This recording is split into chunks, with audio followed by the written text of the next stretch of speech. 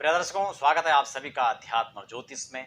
मैं हूं आपके साथ देवभूमि ऋषिकेश उत्तराखंड से आचार्य आशीष। दर्शकों, फटाफट अपने विषय पर हम लोग चलते हैं। हम ग्रह युति के इस श्रृंखला में हम बात कर रहे हैं सूर्य के साथ क्रमशः सूर्य चंद्र मंगल आदि ग्रहों की राहु केतु पर्यंत जो युति बनती है उसका क्या फल क्या परिणाम रहेगा।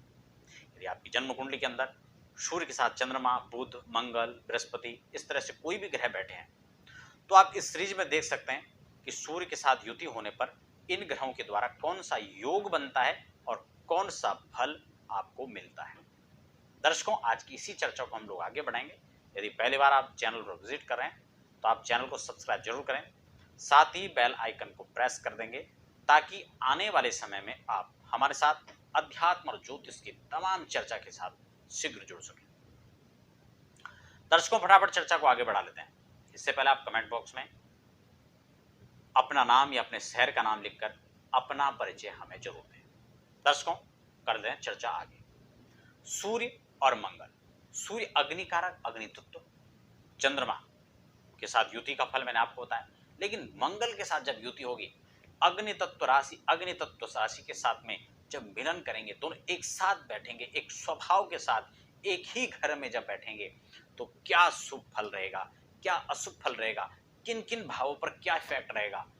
12 भाव के अंदर कुंडली के 12 घरों के अंदर इसकी चर्चा हम लोग करेंगे। यदि आप में से तमाम दर्शक जो देख रहे हैं आपकी कुंडली में कोई सूर्य और मंगल की कोई युति बन रही है तो आप देखिए मेरे साथ अपनी कुंडली निकाल सकते हैं और इस फल को समझ सकते हैं।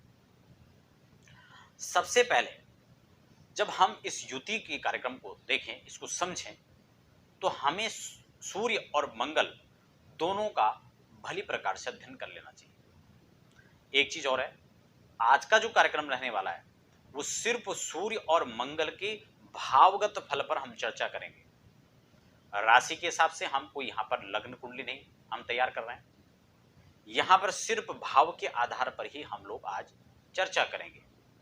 यानी फर्स्ट हाउस पर बैठेंगे, सेकंड हाउस में बैठेंगे, इसी प्रकार से अगर 12 घरों के अंदर यह युति होती है तो क्या इसका फल बनता है।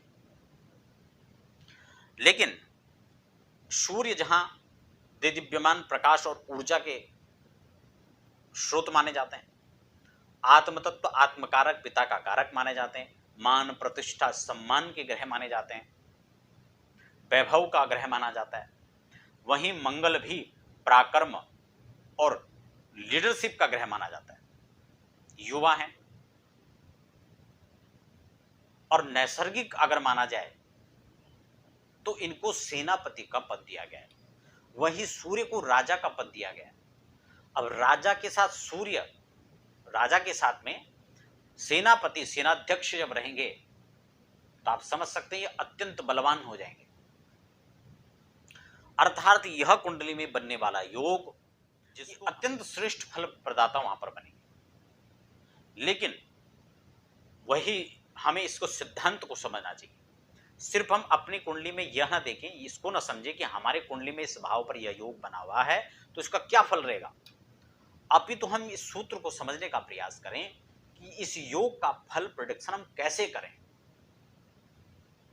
कैसे हम इसके फल को समझें। तो सूर्य और मंगल यानी राजा और सेनापति जब एक भाव में बैठेंगे, एक घर में बैठेंगे तो निश्चित रूप से ये उसी दिशा में चिंतन करेंगे। दोनों, जहां राजा विचार करेगा वहां सेनाध्यक्ष सेनापति उसको इंप्लीमेंट कराएंगे, उनका कार्य हो जाता है। और अपने धर्म कर्म का निर्वहन करने के लिए यहां पर मंगल अपनी तैयारी के साथ आगे बढ़ेगा। एक सामान्य फल मैं आपको बता रहा हूं, जिन लोगों की कुंडली में भावगत अभी मैं चर्चा नहीं कर रहा हूं, मैं सामान्य तौर पर इसका फल बता रहा हूं। अगर यह योग किसी भी कुंडली के अंदर बनता है जहां ऐसे व्यक्ति उच्च पदों पर पहुंचते हैं, लीडरशिप ऐसे लोगों की बहुत अच्छी होती है, कार्य करने की जो दक्षता होती है, कुशलता होती है, ऐसे लोगों में अत्यंत अधिक पाई जाती है। इसी के साथ ऐसे लोग बड़े ऊर्जावान होते हैं। हर कार्य को करने में यह लोग आनाकानी नहीं करते हैं, न ही पीछे हटते हैं। फोकस बनाकर उसी दिशा में चलते हैं जिस पर इनका जहां इनका टारगेट होता है, उस लक्ष्य को भेदने के लिए ऐसे लोग हर संभव हर क्षण प्रयास करते हैं और उसमें सफलता भी बिल्कुल इनके करीब होती है, क्योंकि जहां संघर्ष है, जहां प्रयास है, वहां निश्चित रूप से सफलता प्राप्त होगी। तो मंगल और सूर्य की यह युति, जहां अंगारक योग जिसको हम सूर्य और चंद्र की यह युति यहां पर अत्यंत श्रेष्ठ फल प्रदाता, यहां पर अंगारक योग जो मैं कह रहा था राहु के साथ बनता है, सूर्य के साथ नहीं। तो सूर्य और मंगल की युति यहां पर अत्यंत शुभ फल प्रदाता यहां पर आपको यहां आपके लिए रहेगा। मान लो लग्न के अंदर यह योग बन रहा है, तो सूर्य और मंगल दोनों अगर यहां पर हैं, इस स्थिति में जहां व्यक्तित्व प्रभावशाली रहेगा, आप ऊर्जावान रहेंगे, हर कार्य करने में दक्ष होंगे, ज्ञान का भंडार आपके पास में होगा, कुल मिलाकर के यशस्वी होंगे, श्रेष्ठ होंगे, राजा के समान हो सकते हैं, साहसी हो सकते हैं। वहीं सप्तम भाव पर जब इन दोनों ग्रहों की दृष्टि पड़ेगी तो ये सप्तम हाउस को थोड़ा यहां पर डैमेज करेंगे। उस स्थिति में यह उसके लिए शुभ नहीं रहेंगे, क्योंकि मंगल और सूर्य की क्रूर दृष्टि यहां पर रहेगी, पापक क्रूर ग्रहों की दृष्टि पड़ेगी, तो शुभ फल प्रदाता नहीं बनेगी। लेकिन इससे पहले हमें एक चीज यहां पर और समझ लेना चाहिए कि सूर्य और मंगल दोनों किस राशि पर बैठे हैं, इसमें बलाबल के रूप में कौन अधिक श्रेष्ठ है, अंशगत कौन यहां पर ज्यादा अंश लेकर बैठा हुआ है, और यही दोनों पाप प्रभाव में तो नहीं है। अगर यह पाप प्रभाव में होंगे तो ये आपको श्रेष्ठ फल प्रदान नहीं कर पाएंगे। एक चीज यहां पर और देखने वाली है जो महत्वपूर्ण है, यह पाप प्रभाव में है या नहीं है, उसके बाद आप यह भी जरूर देखें कि इनकी दृष्टि कहां कहां पड़ रही है। जैसे हमने उदाहरण के तौर पर लग्न से 7th हाउस को देखा। अच्छा, इसका प्रभाव आपको कब दिखेगा, इसका फल कब मिलेगा, यह भी इसमें समझने का विषय है। सामान्यतः इसमें देखा जाए तो यह कुंडली के अंदर योग बना हुआ है, यह आपको फल हमेशा देगा, क्योंकि योग तो बना हुआ है।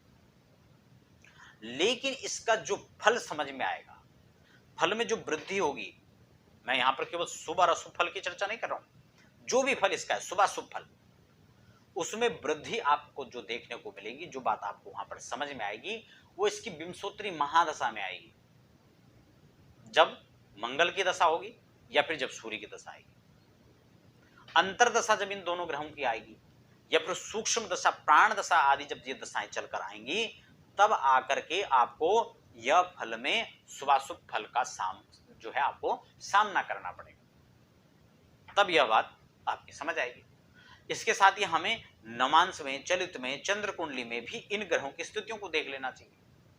वहीं अगर नवांश में भाव वर्गोत्तम या राशि वर्गोत्तम होकर यह बैठते हैं तो ये उसमें अत्यंत वृद्धि करेंगे।